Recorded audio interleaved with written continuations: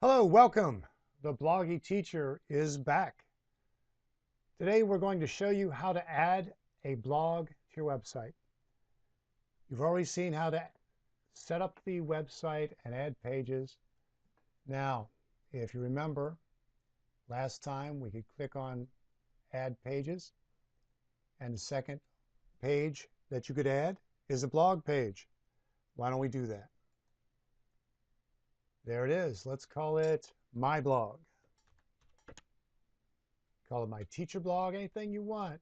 I don't think we need the header.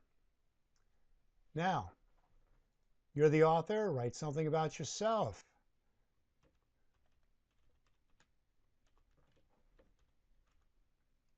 Bloggy Teacher is the author. You don't have any archive because no one's done any blogging. Categories is something we will talk about in the future. And there is no RSS feed because the links don't become active until you publish. So don't worry about that. You do not have any blog posts. You can change that.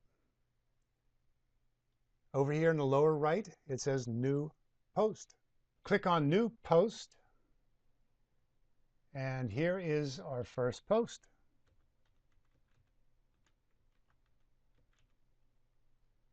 Let's drag a text element over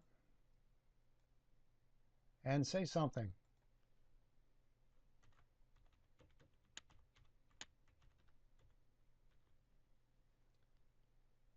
And let's put a space in so that it's correct. There you go. Let's put an image in. Click first, then drag it in.